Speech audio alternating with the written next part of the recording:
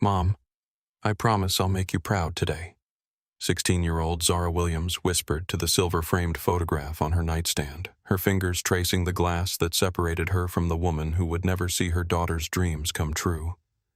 The alarm hadn't even sounded yet, but sleep had been impossible anyway, her mind racing with melodies and fear in equal measure as the weight of today's audition pressed against her chest like a physical thing.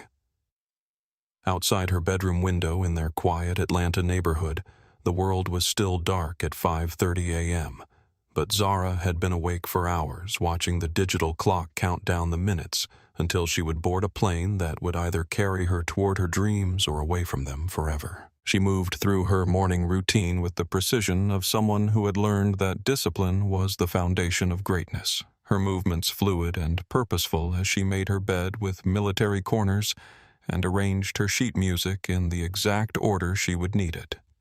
The house around her held the comfortable silence of a home where love lived in small gestures and shared understanding, where her father David had learned to move quietly in the mornings so his daughter could have these precious moments of preparation.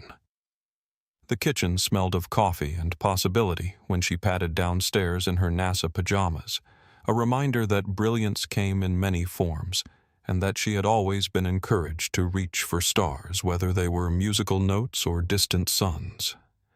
David Williams looked up from his engineering journals with the kind of smile that made Zara believe she could conquer the world, his presence a steady anchor in the storm of her pre-audition anxiety. "Ready for today, Sparrow?" he asked, using the nickname that had followed her from childhood when her voice had been as light and quick as a bird's song.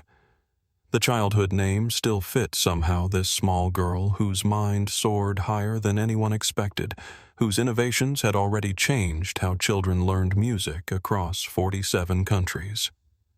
Harmony Bridge, the educational app she had created when she was 13, had started as a simple solution to help kids like her younger cousin who struggled with traditional music theory. But it had grown into something that teachers around the world relied on to make music accessible to students who had been left behind by conventional methods. The success still felt surreal, sometimes this reality, where she was simultaneously a teenager worrying about pimples and pop quizzes, and a tech entrepreneur whose work had been featured in magazines that usually ignored people 3 times her age. Nervous, she admitted accepting the hot chocolate he offered with hands that trembled slightly from anticipation rather than caffeine, the ceramic mug warm against her palms as she breathed in the familiar comfort of home. The Juilliard audition committee has probably never seen someone like me walk through their doors, and I keep thinking about all the ways I could mess this up. David sat beside her at the kitchen island, his own coffee forgotten as he studied his daughter's face with the attention he usually reserved for complex aerospace calculations. "You know what your mother used to say about stages that seemed too big for us?" he asked, his voice carrying the gentle weight of memory that never quite stopped hurting but had learned to inspire instead of paralyze. Zara shook her head, hungry for any piece of her mother she hadn't heard before, any fragment of wisdom that could carry her through the day ahead. Her mother had been gone for 8 years now, claimed by cancer, when Zara was too young to understand that brilliant women could be stolen away by something as mundane as faulty cells. But her influence lived in every note Zara played and every dream she dared to chase. She said that we don't perform to prove we belong somewhere. David continued his engineer's mind, finding comfort in the precision of remembered words. We perform because the world needs what we have to offer, and it's our responsibility to share it, whether they think they want it or not. The words settled into Zara's chest like a warm weight, steadying her breathing and clearing her mind in the way that only truth could do. She thought about the Stradivarius waiting in its climate-controlled case upstairs, a 1738 instrument on loan from a patron who believed in her talent enough to entrust her with something worth more than most people's houses. And she felt the familiar thrill of knowing that today she would make it sing in ways that would honor both its history and her future. "The car will be here in an hour," David said, glancing at his watch with the practiced timing of someone who had learned that success was often measured in minutes and preparation. "Double-check that you have everything, And remember that no matter what happens today, you've already achieved more than most people dream of achieving in a lifetime." Zara nodded, finishing her hot chocolate and heading upstairs to gather the materials that would determine her future, her movements steady now that she had remembered who she was and where she had come from. Today wasn't about proving she deserved to be in rooms where people questioned her presence. Today was about showing the world what happened when talent met opportunity, regardless of what package it came in. Hartsfield-Jackson International Airport pulsed with the controlled chaos of early morning travel, its corridors filled with the sharp scent of overpriced coffee and the electric tension of thousands of people rushing toward their individual destinies. Terminal F buzzed with particular intensity around Gate B12, where Flight 847 to LaGuardia was experiencing the kind of overbooking situation that brought out both the best and worst in human nature. Zara stood near the panoramic windows overlooking the tarmac, her violin case resting against her legs like a loyal guardian, its silver surface catching the artificial light and reflecting it back in patterns that reminded her of sheet music come to life. The case wasn't just luggage to her. It was a fortress containing everything that mattered, everything she had worked toward, everything that her mother's memory demanded she protect and nurture. She watched the gate area dynamics unfold with the observational skills that had made her such an effective app designer, noting how people arranged themselves in invisible hierarchies based on boarding groups and seat assignments and assumptions about who belonged where. The businessmen in expensive suits claimed territory near the priority boarding lane with the confidence of people who had never been told they didn't belong anywhere, while families with children created small islands of controlled chaos around outlets and children's entertainment. "This is ridiculous." A sharp voice cut through the ambient airport noise, drawing Zara's attention to a woman whose entire presence seemed to demand that the world rearrange itself for her convenience. Patricia Whitmore commanded attention not through charm or authority, but through the kind of entitlement that came from a lifetime of having her complaints taken seriously and her comfort prioritized above all else. Patricia was the kind of woman who treated service workers like furniture and teenagers like interruptions. Her perfectly styled blonde hair and designer handbag serving as armor in a world where she had learned that appearance could substitute for substance if wielded with enough conviction. She stood near the gate desk, her voice rising with each sentence as she explained to the increasingly frazzled gate agent exactly why her situation was more urgent than anyone else's. "I don't care about your computer system," Patricia continued, her manicured finger tapping against the counter with staccato precision. "I have a charity luncheon in Manhattan at 2 o'clock, and these people need to understand that some passengers are more important than others." Zara turned her attention back to her sheet music, recognizing the type of person Patricia was, and having learned from experience that engaging with such individuals rarely led to anything productive. She had encountered Patricia's spiritual siblings in boardrooms and conference halls, people who looked at her and saw only what they expected to see rather than what was actually there. The flight crew emerged from the jet bridge with the practiced efficiency of people who had performed this routine thousands of times, their uniforms crisp and their smiles professional as they prepared for what should have been a routine Tuesday morning flight. Lead flight attendant Michelle Torres moved with the authority of someone who had spent 18 years in the sky, her bearing suggesting competence and control even as something darker flickered behind her eyes. Michelle had once loved her job, had once felt genuine pleasure in helping passengers and ensuring their safety, but years of thankless service and a recent divorce that had left her bitter and financially strained had transformed her passion into something closer to resentment. She looked at the crowded gate area with the expression of someone who saw problems, rather than people challenges, rather than individuals with their own stories and destinations.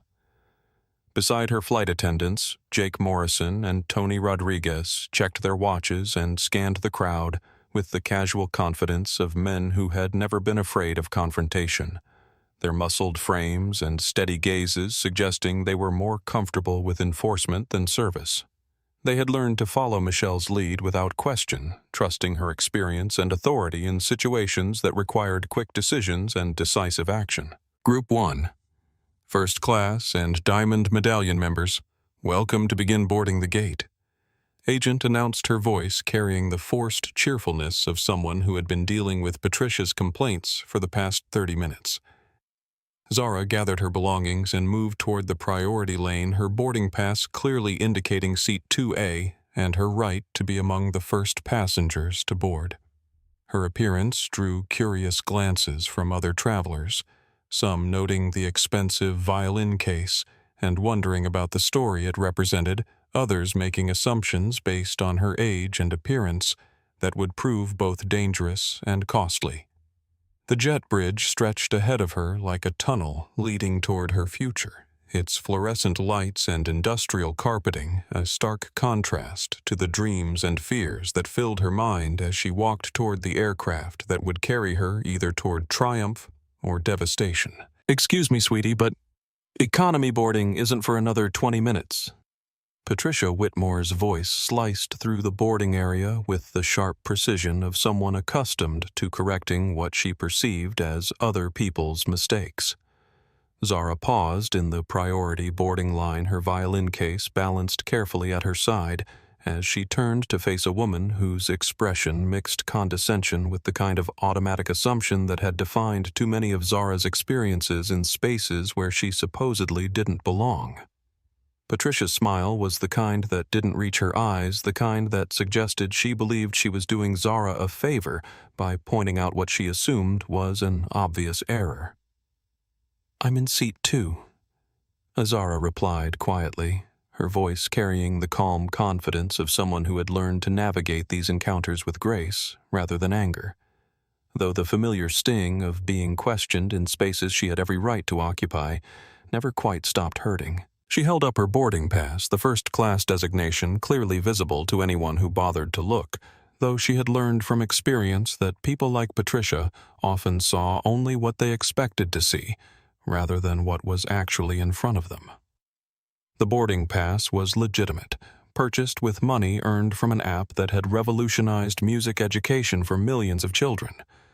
But Zara knew that her youth and appearance made some people assume her presence in first class must be some kind of mistake or charity.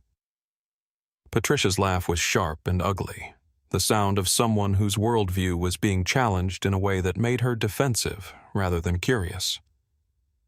"Staff travel," I'm sure she said with the dismissive certainty of someone who had never been wrong about anything that mattered to her.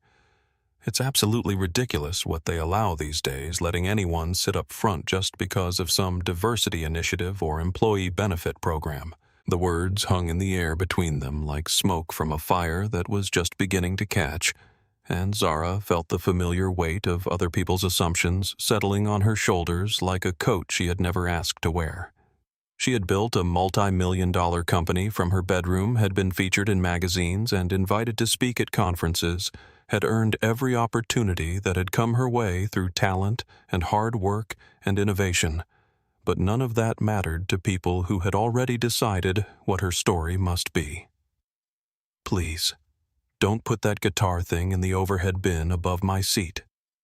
Patricia continued, her voice rising enough to draw attention from other passengers who were trying to mind their own business while secretly watching this familiar drama unfold. "I have a hatbox that needs that space, and musical instruments should really be checked anyway." Zara didn't respond to the provocation, having learned that engaging with people like Patricia often led to escalation rather than understanding, and instead simply stepped around her toward the gate agent who was scanning boarding passes with mechanical efficiency. The scanner beeped its green approval when Zara's pass was read, a small sound that should have been definitive, but that somehow felt like a minor victory in a battle she hadn't asked to fight.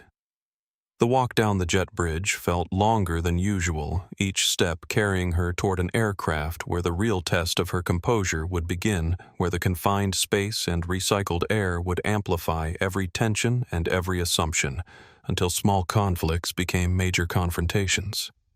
The fluorescent lights overhead cast harsh shadows that made everything feel slightly unreal, as if she were walking through a tunnel toward an uncertain destination. Michelle Torres stood at the aircraft door with the practiced smile of someone who had greeted thousands of passengers, her uniform crisp and her bearing professional as she welcomed travelers aboard Flight 847. Her eyes took in each passenger with the quick assessment of someone trained to spot potential problems, and when she saw Zara approaching with her violin case, something shifted in her expression. The sight of a teenage black girl carrying what appeared to be an expensive instrument into first class triggered assumptions that Michelle didn't bother to examine too closely. Assumptions rooted in years of dealing with passengers who tried to sneak into premium cabins or who carried items that didn't belong in overhead compartments. Her recent personal troubles had left her with little patience for what she perceived as potential problems, and she decided to establish authority before any issues could develop. Miss Michelle said, stepping directly into Zara's path with the kind of positioning that was meant to stop movement and command attention. "You'll need to check that instrument at the gate. Large items aren't permitted in the cabin, especially not in first class where space is limited." Zara felt the familiar tightness in her chest that came with being challenged in situations where she had done nothing wrong, but her voice remained steady as she replied, "It fits in the overhead compartment, ma'am. It's FAA approved as carry-on luggage for musical instruments, and I have the documentation if you need to see it."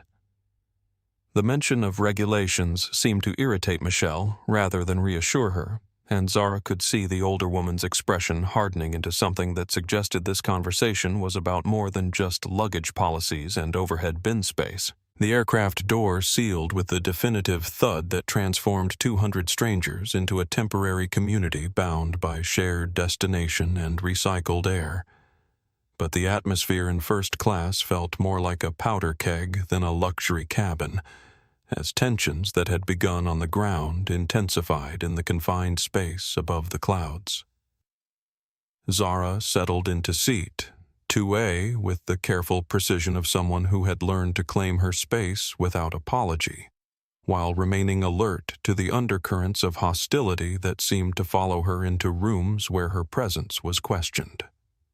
The leather seat should have been comfortable, the extra legroom and premium service a reward for success earned through innovation and hard work, but the weight of Patricia Whitmore's stare from seat 2B made relaxation impossible. She opened her leather portfolio and spread her sheet music across the tray table, trying to lose herself in the familiar comfort of notes and measures that made sense in ways that human behavior often didn't.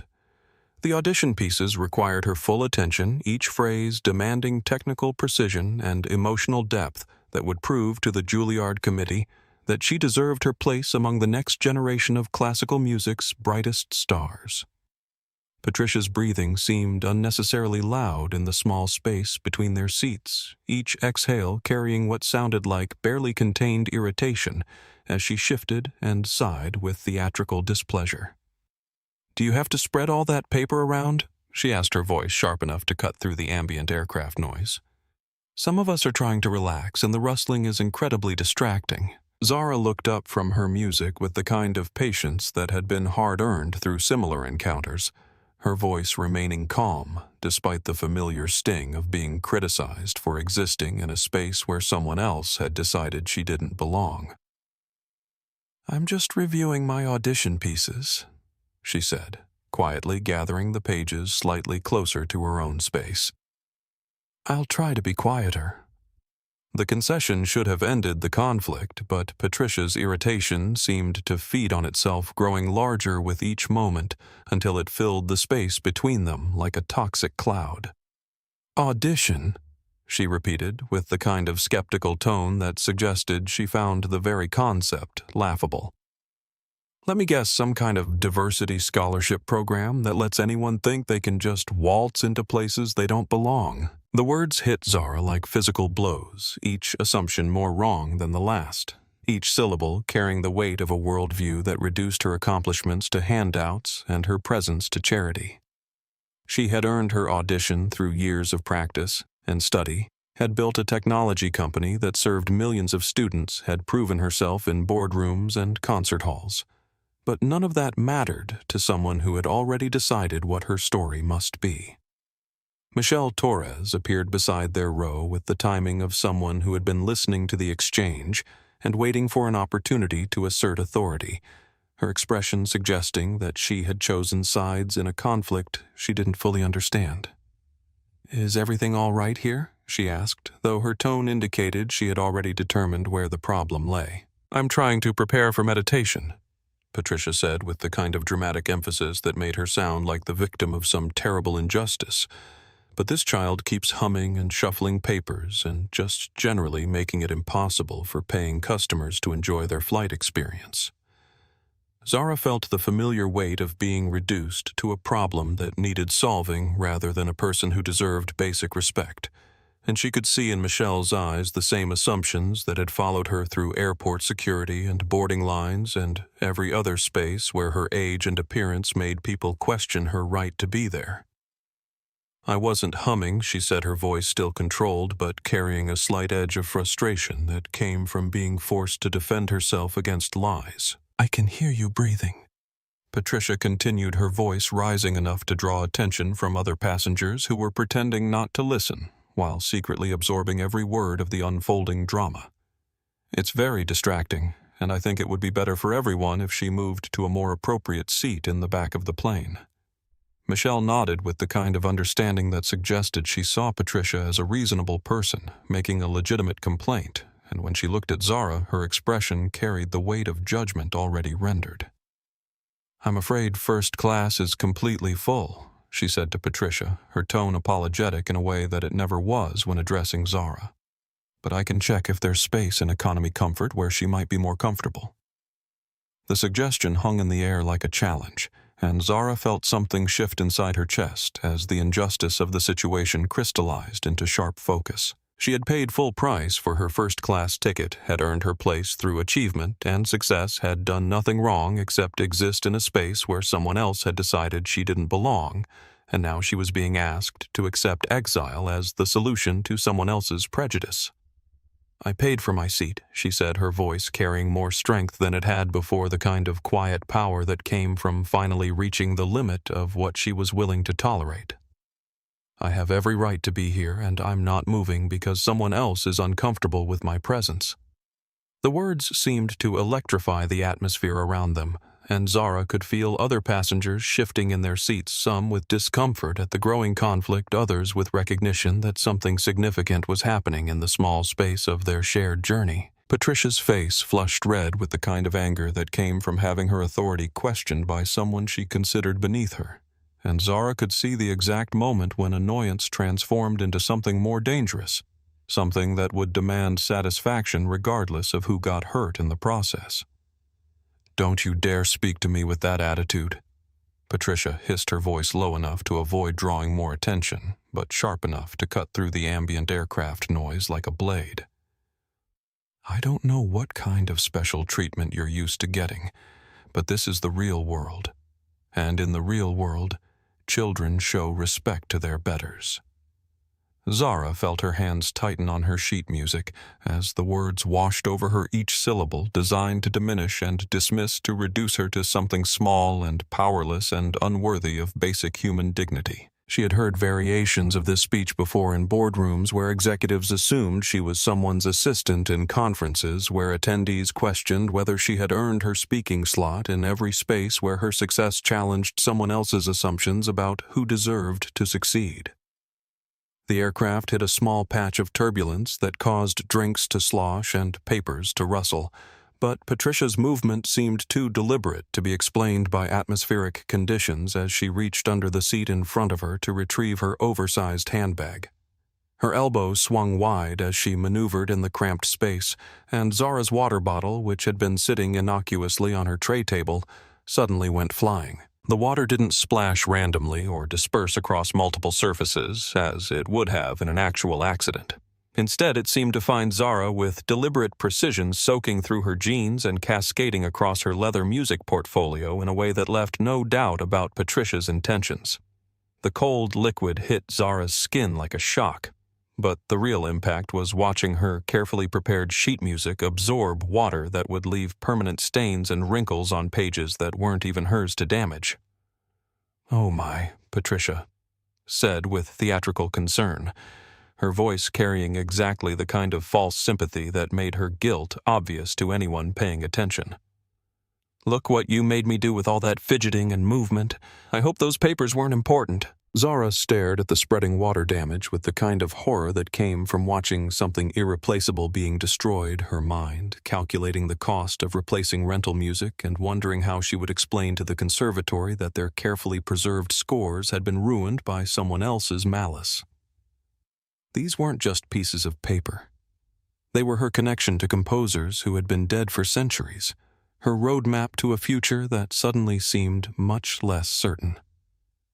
"Those are rental scores from the conservatory," Zara said, her voice tight with the kind of controlled panic that came from watching disaster unfold in slow motion. "They're antique reproductions, and I'm responsible for any damage." She stood up instinctively, trying to assess the extent of the water damage and salvage what could be saved.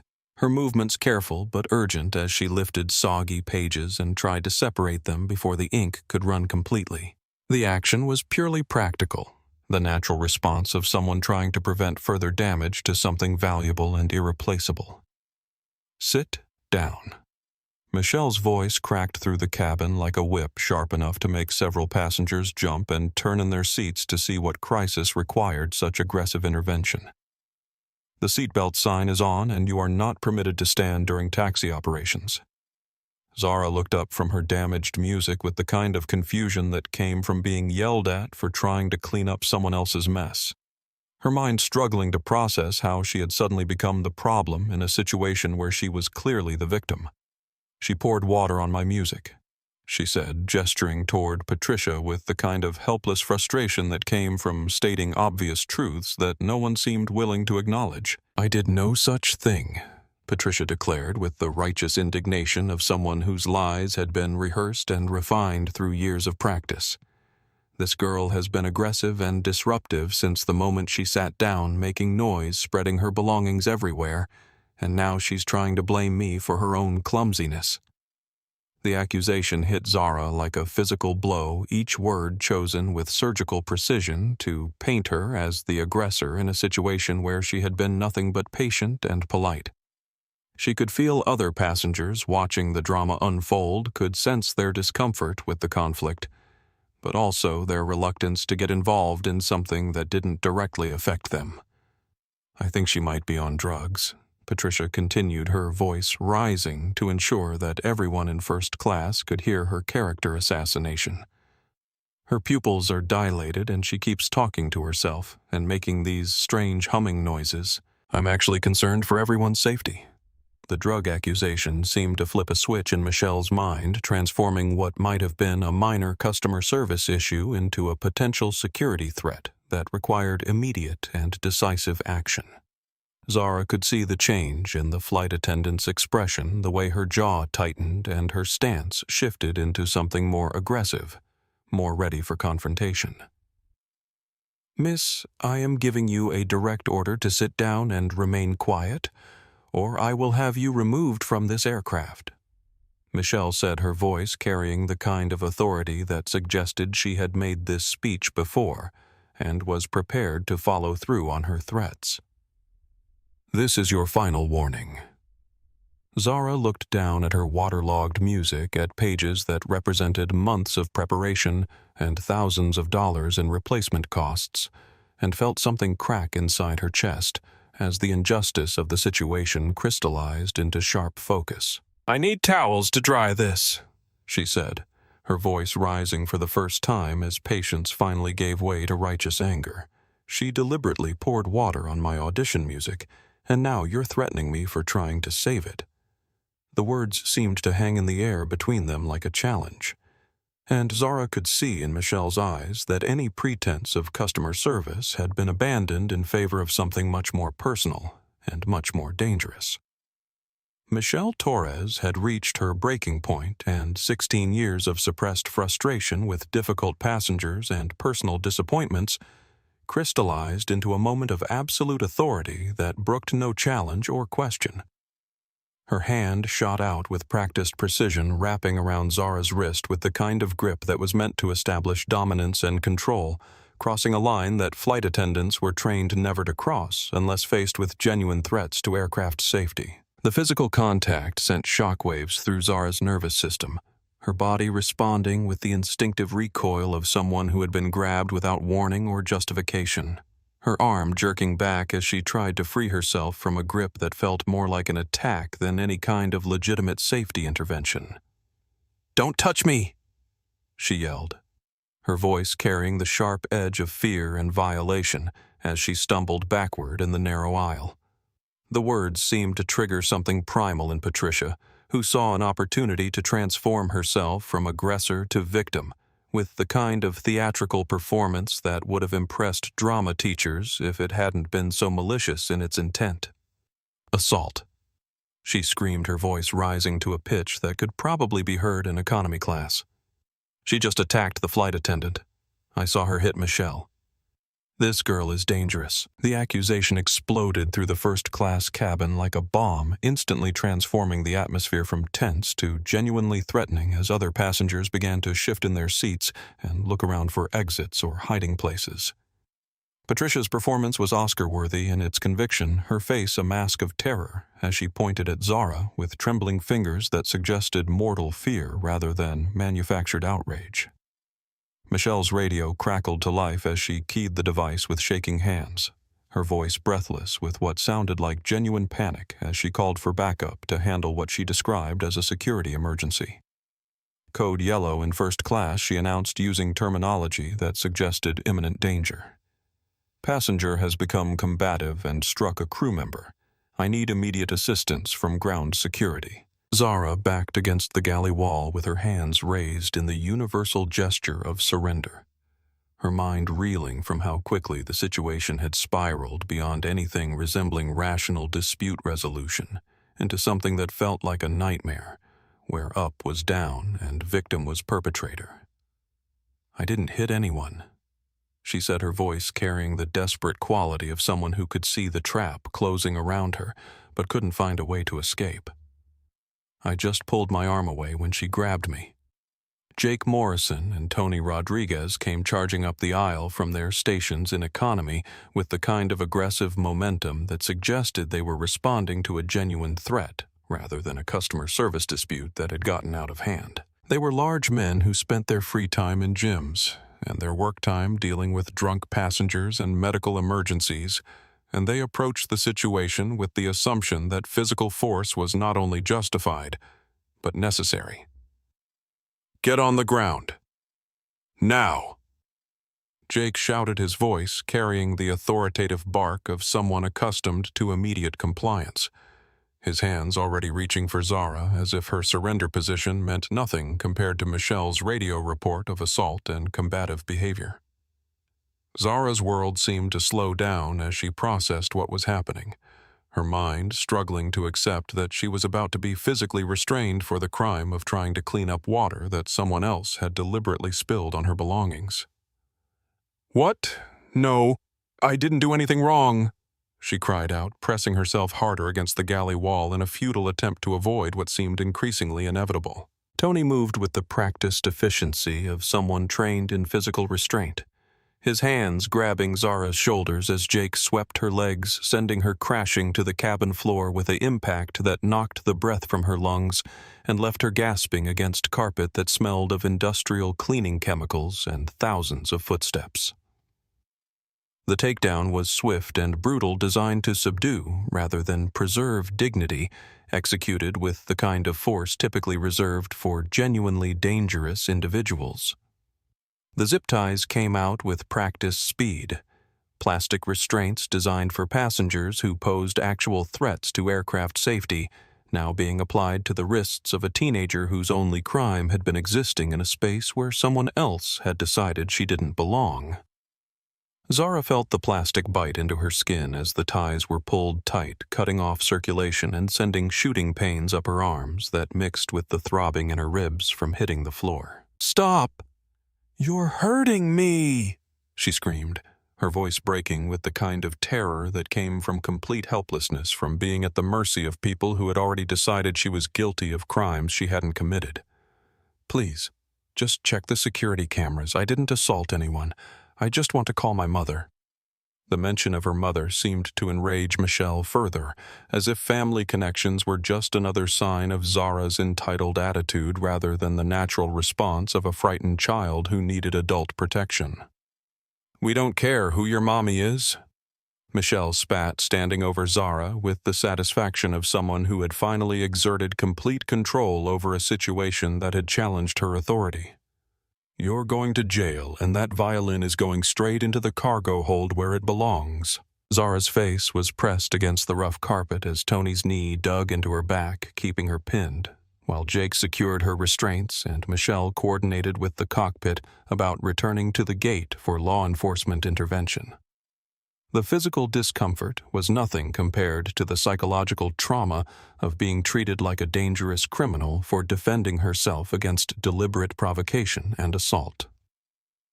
"Captain, we have successfully subdued a violent passenger who assaulted crew members and created a disturbance in first class," Michelle announced into the aircraft interphone, her voice carrying the breathless satisfaction of someone who believed she had prevented a major incident. "We need to return to the gate immediately and have police waiting to take her into custody." Through the fog of pain and humiliation, Zara heard Captain Elena Rodriguez's voice crackling through the cabin speakers as she announced the return to gate, her professional tone betraying no hint that she understood the magnitude of what had just occurred in her aircraft. The plane began its slow turn back toward the terminal, carrying Zara toward what she believed would be arrest and prosecution for crimes that existed only in the imagination of people who had decided she was guilty before any evidence was examined. As the aircraft systems hummed around her and passengers murmured among themselves about the disruption to their travel plans, Zara closed her eyes and whispered words that would soon prove prophetic. "You have no idea what you've done." No idea. The Boeing 737 limped back toward Gate B-12 with the mechanical reluctance of an aircraft returning under circumstances no pilot wanted to face its engines whining with what sounded almost like protest as Captain Elena Rodriguez guided her ship through the complex dance of ground traffic and coordination that emergency returns required. She had been flying for 15 years, had handled medical emergencies and drunk passengers and mechanical failures, but something about Michelle's radio report had left her with an uneasy feeling that went deeper than routine concern for crew safety. Elena emerged from the cockpit, expecting to find the aftermath of a serious altercation. Perhaps a drunk passenger in restraints or someone having a medical episode that had turned violent. But what she saw when she stepped into the first-class cabin made her stomach drop through the floor of the aircraft, and her mind struggled to process the scene before her. A slight teenage girl who couldn't have weighed more than 110 pounds was lying face down on the cabin floor with her wrists zip-tied behind her back, while two of Elena's largest male flight attendants loomed over her like hunters posing with their prize. The girl wasn't struggling or shouting or showing any signs of the violent behavior that had supposedly necessitated such extreme restraint. Instead, she lay perfectly still with the kind of controlled breathing that suggested someone in shock rather than someone who posed any kind of ongoing threat. Elena's father had taught her to read situations with the same precision she used for instrument approaches, and everything about this scene felt wrong in ways that made her professional instincts scream warnings that her crew had missed something fundamental about what had actually occurred. The disparity between the restrained girl and Michelle's description of a violent, dangerous passenger was so stark that Elena wondered if she had somehow walked into the wrong aircraft. "Where is the security threat?" Elena asked, her voice carrying the kind of controlled authority that came from years of making life-and-death decisions in high-pressure situations, her eyes scanning the cabin for signs of the dangerous individual who had supposedly required such dramatic intervention. Michelle stepped forward with the confidence of someone who believed she had handled a crisis with textbook precision, her uniform still crisp, despite the drama that had unfolded. her expression suggesting that she expected commendation rather than questioning for her actions. "Right there, Captain," she said, gesturing toward Zara with the kind of dismissive wave that suggested the restrained teenager was somehow self-evidently threatening. "We have her completely secured now." Elena looked down at Zara, taking in the expensive sneakers and carefully chosen outfit that suggested someone heading to an important event rather than someone planning to cause trouble on an aircraft, and felt her confusion deepen into something approaching alarm. The girl's breathing was shallow and controlled the kind of respiratory pattern Elena recognized from her own daughters when they were trying not to cry in public, and there was nothing in her posture or demeanor that suggested aggression or danger. "This child is your security threat," Elena asked, her voice carrying a note of incredulity that made Michelle's confidence waver slightly as she began to sense that her captain wasn't responding to the situation in the way she had expected. Patricia Davenport chose that moment to interject with the kind of theatrical urgency that had served her well throughout the confrontation, her voice rising to ensure that everyone in first class could hear her testimony about the terrible ordeal she had endured. "Captain, she's completely unstable," Patricia declared, her hands fluttering with performed distress. "She attacked your flight attendant and refused to follow safety instructions. I witnessed the entire assault, and I was genuinely afraid for my safety." Elena looked at Patricia with the kind of skeptical assessment she had learned to apply to passenger complaints that seemed too convenient or too dramatic to be entirely truthful, her experience with people in high-stress situations having taught her that witnesses often saw what they wanted to see rather than what actually happened. Something about Patricia's performance felt rehearsed, too polished for someone who had genuinely been traumatized by witnessing violence. "Get her up," Elena ordered, her voice carrying the steel of command authority that made it clear this was not a request subject to discussion or delay. "Get her off the floor immediately." Jake and Tony exchanged uncertain glances, suddenly unsure about the situation they had helped create, as their captain's reaction suggested that they might have misunderstood something fundamental about what had occurred. "Captain, she's been violent," Tony protested weakly. "Michelle said she assaulted crew members and posed a threat to flight safety." "I said get her up now!" Elena roared, her voice cracking with the kind of intensity that made everyone in first class jump and immediately understand that their captain was not interested in hearing justifications or explanations from crew members who had apparently acted without proper assessment of the situation they were handling. Jake and Tony moved with reluctant efficiency to lift Zara from the floor, their hands gentle now in a way they hadn't been during the takedown, as if Elena's anger had suddenly made them aware that they might have made a serious error in judgment. Zara swayed when they got her to her feet, her legs unsteady from the time spent restrained on the floor and her balance compromised by having her hands secured behind her back. Elena reached out instinctively to steady her, feeling the trembling that ran through the girl's entire body like vibrations from a tuning fork that had been struck too hard. And in that moment of contact, she understood with absolute clarity that her crew had committed a terrible mistake that would have consequences far beyond anything they could imagine. "Are you okay?" Miss Elena asked, her voice gentler now as she recognized that she was dealing with a traumatized child rather than a security threat, her eyes taking in the tear tracks on Zara's cheeks and the way she held herself with the careful stillness of someone who had learned that any movement might be interpreted as aggression.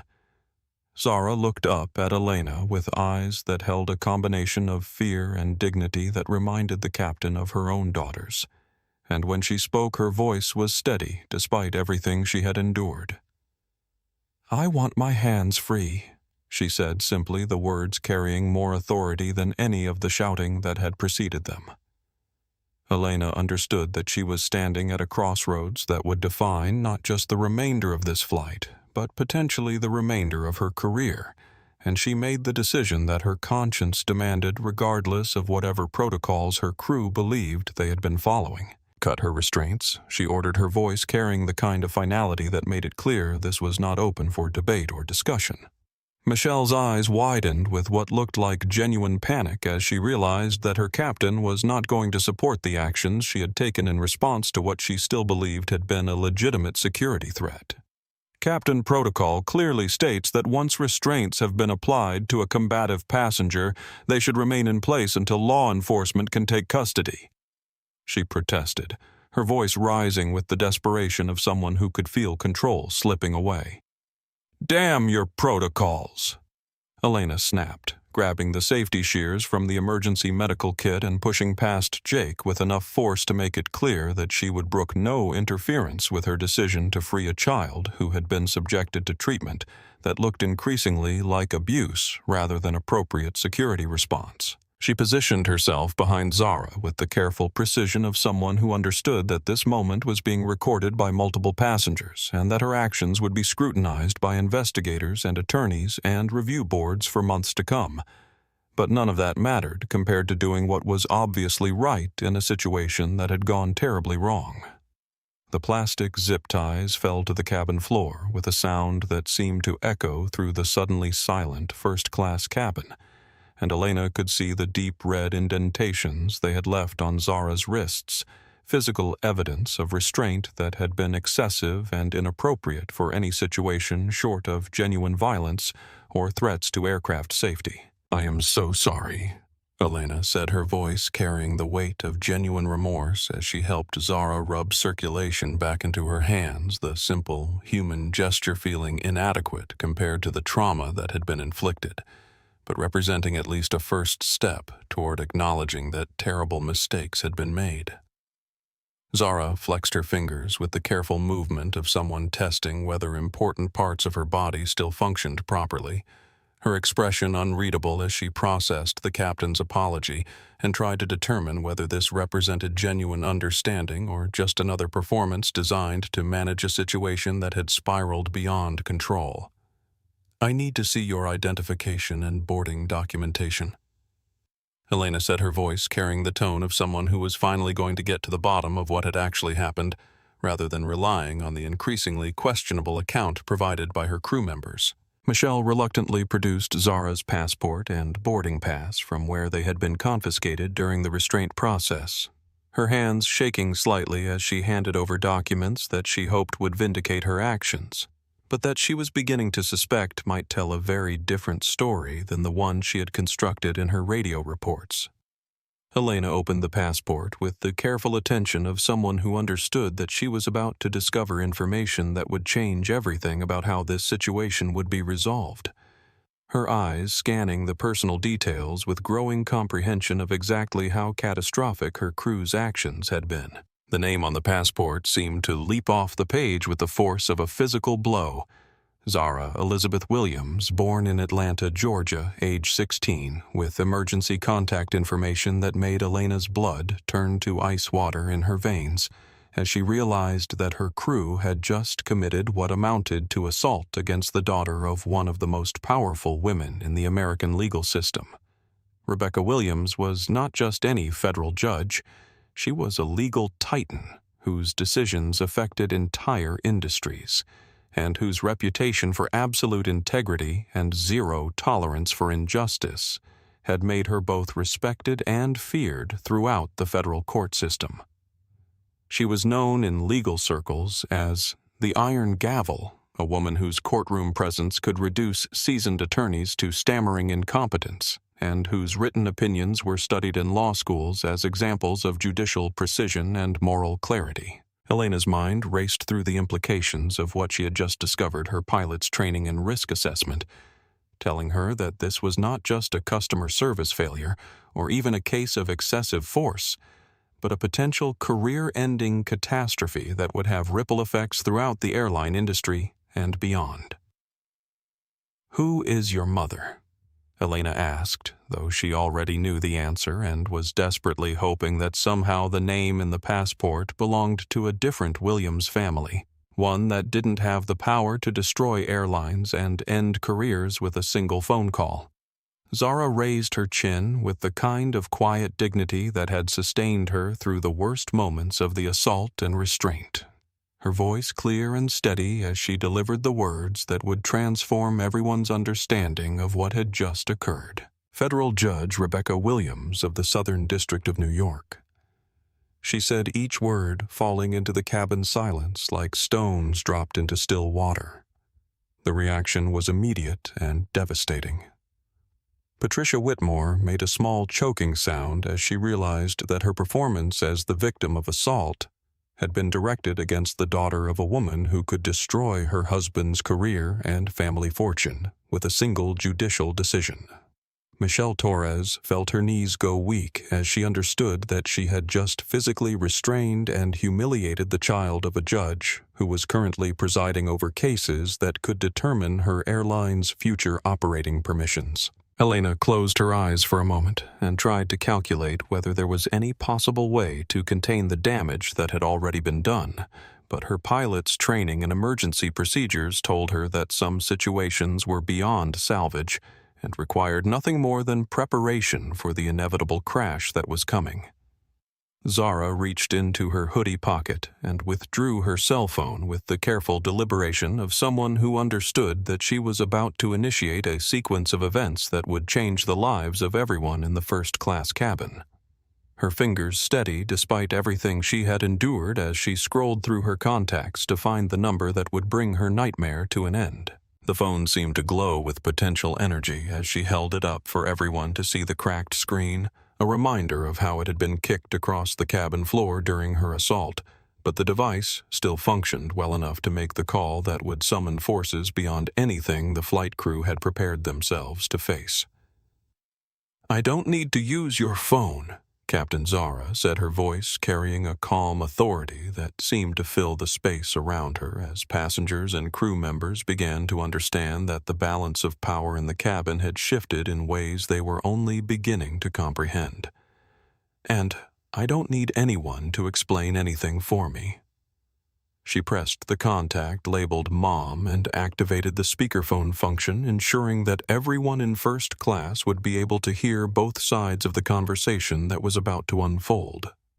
Her finger hovering over the call button for just a moment as she considered the magnitude of what she was about to set in motion. The phone rang once in the chambers of Federal Judge Zara Williams, where she was currently presiding over a hearing that involved executives from 3 major airlines, including the one that employed the crew members who had just made the worst mistake of their professional lives. The timing was so perfect that it seemed orchestrated by some cosmic sense of justice that demanded accountability for those who abused their power. "Zara, you should be in the air by now." Judge Williams answered, her voice carrying the kind of controlled authority that made hardened criminals confess and corporate executives reveal their crimes even through a cell phone speaker that crackled with the electronic distortion of an aircraft cabin. "Why are you calling me?" The voice that emerged from the phone seemed to change the atmospheric pressure in the cabin, and Elena could see her crew members' faces go pale as they began to understand exactly who they were about to be forced to confront. This wasn't just any angry parent. This was a woman who wielded the power of the federal government and who had built her career on ensuring that justice was served, regardless of who tried to avoid accountability. Zara took a deep breath and allowed the teenager inside her to surface for the first time since the ordeal began. Her voice breaking with the accumulated trauma of being assaulted and restrained and humiliated by people who were supposed to ensure her safety. "Mom," she said, the single word carrying more emotional weight than all of Michelle's radio reports combined. "I'm still at JFK. The flight crew pinned me to the floor and zip-tied my hands behind my back. They hurt me and they said they're taking me to jail." The silence that followed was so absolute that it seemed to absorb sound rather than simply represent its absence, and Elena could almost feel the temperature in the cabin drop as Judge Williams processed what her daughter had just told her. When she spoke again, her voice was quieter than before, which somehow made it infinitely more terrifying than any amount of shouting could have been.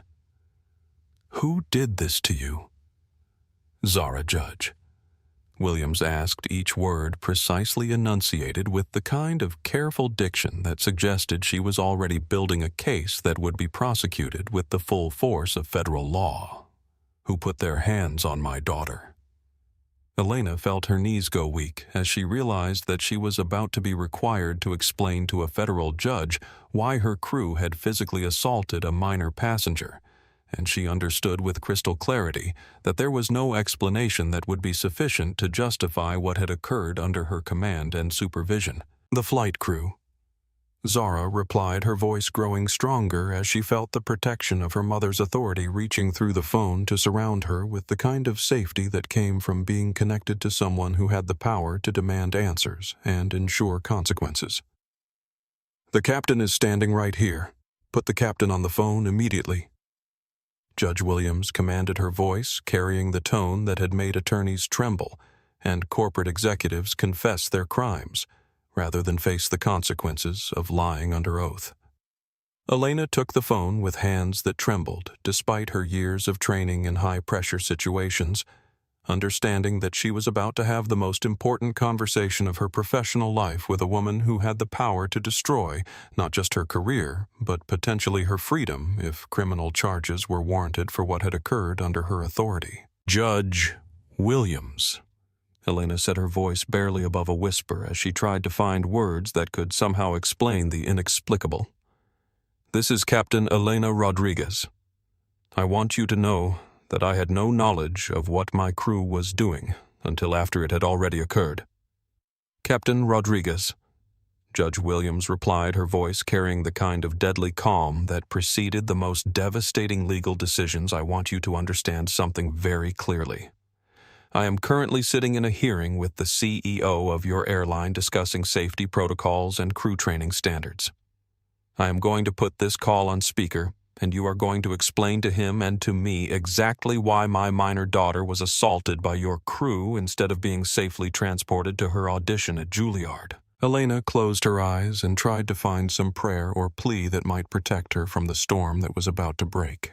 But she knew with the certainty of someone trained in emergency procedures that some disasters were beyond any human ability to prevent or contain. The 30 minutes that passed while Flight 847 waited at the gate felt like geological time to everyone trapped in the first-class cabin, each second stretching into an eternity of anticipation and dread, as the crew members contemplated the approaching reckoning that would determine not just their professional futures, but potentially their personal freedom as well. Elena had not returned to the cockpit after her phone conversation with Judge Williams, choosing instead to position herself as a protective barrier between her traumatized passenger and the crew members whose actions had created this catastrophe. She stood with her arms crossed and her expression grim, watching the jet bridge through the aircraft windows for signs of the arrival that would transform this situation from a customer service failure into a federal case. Michelle Torres had retreated to the galley where she sat on a jump seat with her head in her hands, her uniform wrinkled now and her confidence completely shattered as she replayed every decision that had led to this moment and tried to find some explanation that might save her career. The union representative she had called was already on his way to the airport, but she knew with growing certainty that no amount of legal protection would be sufficient to shield her from the consequences of what she had done. Patricia Whitmore had pulled a blanket over her head and was frantically typing on her phone, trying to reach her husband to warn him about the legal tsunami that was about to crash over their family as a result of her performance as the victim of an assault that had never occurred. Her social media posts from earlier in the day, bragging about teaching entitled teenagers about respect and proper behavior, were already being screenshot and archived by strangers who understood that they were documenting evidence of premeditated harassment. Jake Morrison and Tony Rodriguez sat in their assigned seats with the hollow expressions of men who had followed orders without questioning their appropriateness and who were now beginning to understand that blind obedience to authority was not going to protect them from accountability for their actions. They kept glancing at Zara, who sat quietly in her assigned seat with her hands folded in her lap, her dignity intact despite everything she had endured. The first sign of Judge Williams's arrival was the sudden appearance of additional Port Authority police officers at the gate area, their presence indicating that whatever was about to occur would require crowd control and security coordination beyond the normal scope of airline operations. Elena could see through the windows that news vans were already pulling up to the terminal, suggesting that word of the incident had somehow reached the media despite the crew's attempts to handle the situation quietly. Then the jet bridge began to vibrate with the sound of purposeful footsteps, and Elena felt her stomach clench as she realized that her moment of accountability had finally arrived. The aircraft door opened to admit not just Judge Williams, but a small army of federal marshals, FBI agents, and attorneys whose presence transformed the Boeing 737 into something resembling a courtroom, where justice would be dispensed with swift and terrible efficiency. Judge Rebecca Williams entered her daughter's nightmare with the kind of controlled grace that made it clear she was accustomed to walking into situations where her presence alone could change outcomes and determine fates. She was not a large woman physically, but her authority filled the cabin space like a force of nature, and Elena could see her crew members instinctively shrinking away from someone whose power over their lives was absolute and immediate. She wore a simple black coat over what Elena assumed was her judicial robes, her graying hair pulled back in a style that suggested someone who had no time for vanity or appearance management when more important matters demanded her attention. Her eyes swept the cabin with the precision of someone trained to assess evidence and determine truth-taking in the damaged music scores, the zip-tie remnants on the floor, and the defensive postures of people who knew they were guilty of inexcusable behavior. When her gaze landed on Zara, Elena saw the transformation from federal judge to protective mother that occurred in the space of a heartbeat.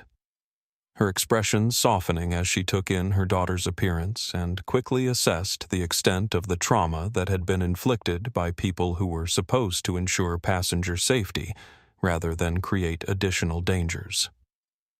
"Show me your wrists," Judge Williams said quietly, her voice carrying the tone she might use with a key witness whose testimony would determine the outcome of a major case. Zara held out her hands, revealing the deep purple bruising and raw skin where the zip ties had cut into her flesh, physical evidence of excessive force that would be documented and photographed and entered into legal proceedings that would destroy careers and potentially result in criminal prosecutions.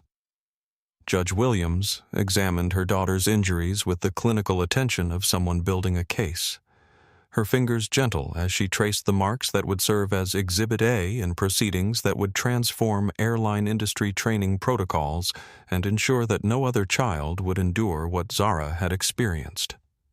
"Captain Rodriguez," Judge Williams said, without looking away from her daughter's injuries, her voice carrying the kind of authority that made Elena snap to attention despite her civilian status. "I need you to understand something very clearly. What happened to my daughter on your aircraft constitutes assault, false imprisonment, and civil rights violations under federal law." Elena nodded, knowing that any attempt to minimize or excuse what had occurred would only make the legal consequences more severe for everyone involved. "Yes, Your Honor," she replied, using the formal address that seemed appropriate when speaking to someone who held the power to destroy her life with a single legal decision. "The FBI will be conducting interviews with every member of your crew and every passenger who witnessed these events." Judge Williams continued, her voice taking on the tone she used when delivering sentences that would change defendants' lives forever. "The Department of Transportation will be reviewing your airline's training protocols and safety procedures. The Department of Justice will be determining whether criminal charges are warranted for the assault of a minor." The words fell on Elena's crew like hammer blows, each agency mentioned representing another level of investigation and potential prosecution that would scrutinize every aspect of their professional conduct and personal character. Michelle made a small whimpering sound from the galley, finally understanding that her 20-year career was not just over, but would likely end with criminal convictions that would make future employment impossible. Judge Williams helped her daughter to her feet with the careful attention of someone who understood that trauma could manifest in unexpected ways. Her protective instincts engaged fully as she prepared to escort Zara away from the people who had transformed what should have been a routine flight into a federal case study in the abuse of authority and the importance of protecting the vulnerable from those who would harm them. 6 months later, the 42nd floor conference room in a Manhattan skyscraper offered a panoramic view of a city that usually inspired awe in visitors. But for the 3 people sitting on the defendant's side of the mahogany table, the windows might as well have been looking out over the edge of a cliff that represented the end of everything they had once believed about their lives and futures. Michelle Torres looked like she had aged a decade in the month since Flight 847. Her once pristine appearance replaced by the hollow-eyed exhaustion of someone who had been systematically stripped of everything that had once defined her identity and purpose. The airline industry had blacklisted her so thoroughly that she couldn't find work at regional carriers or cargo airlines, and she was currently serving coffee and cleaning tables at a truck stop diner outside Newark. Her aviation career reduced to a cautionary tale told in crew training sessions. Patricia Whitmore's transformation was even more dramatic. Her designer wardrobe and perfectly maintained appearance replaced by the desperate economy of someone whose husband's assets had been frozen pending SEC investigation, and whose social circle had evaporated overnight when video of her behavior on Flight 847 went viral with commentary that made her a symbol of entitled racism and manufactured victimhood. Jake Morrison and Tony Rodriguez sat with the defeated postures of men who had learned that following orders without questioning their morality was not a defense that impressed federal investigators or provided protection from criminal prosecution. Their careers in aviation were over, their personal reputations destroyed and their future employment prospects limited to jobs that didn't require background checks or references from previous employers. Across the polished conference table sat Judge Rebecca Williams reviewing settlement documents with the same meticulous attention she brought to federal cases that affected entire industries. Her fountain pen moving with precise efficiency as she finalized terms that would ensure her daughter's trauma resulted in changes that protected other children from similar experiences.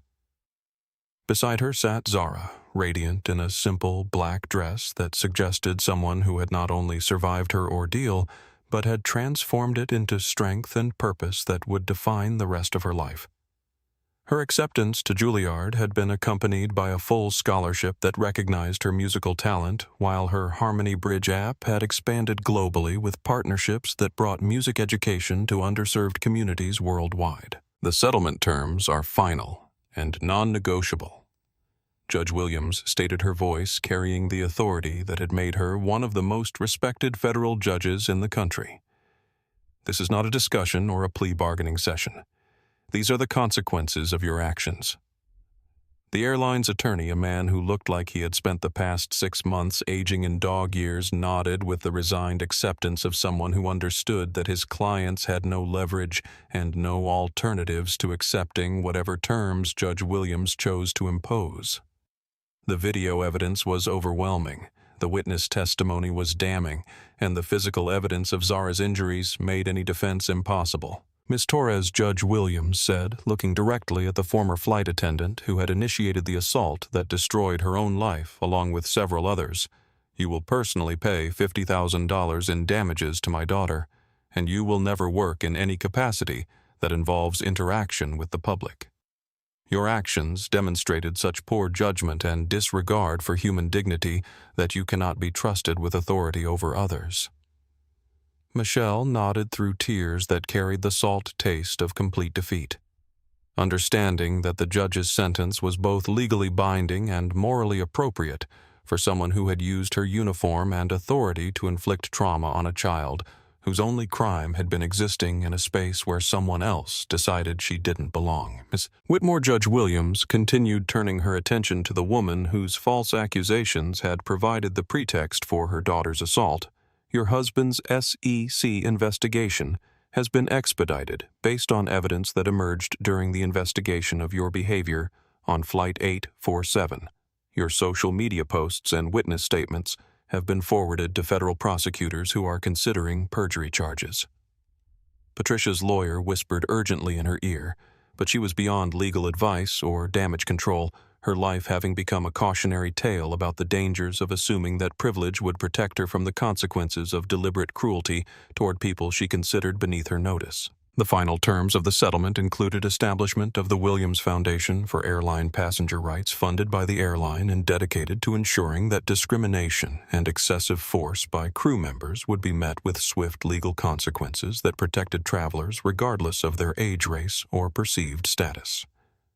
As Zara and her mother walked through the glass doors of the law office and into the Manhattan afternoon, the spring air carried the promise of new beginnings and the satisfaction of justice properly served, though the real victory had been won not in courtrooms or conference rooms, but in the moment when Zara had refused to let other people's hatred diminish her sense of her own worth and dignity. "I'm proud of you," Judge Williams said as they reached the sidewalk, her voice carrying the warmth that she reserved for moments when her role as mother took precedence over her identity as a federal judge, her arm slipping around her daughter's shoulders in a gesture that was both protective and celebratory.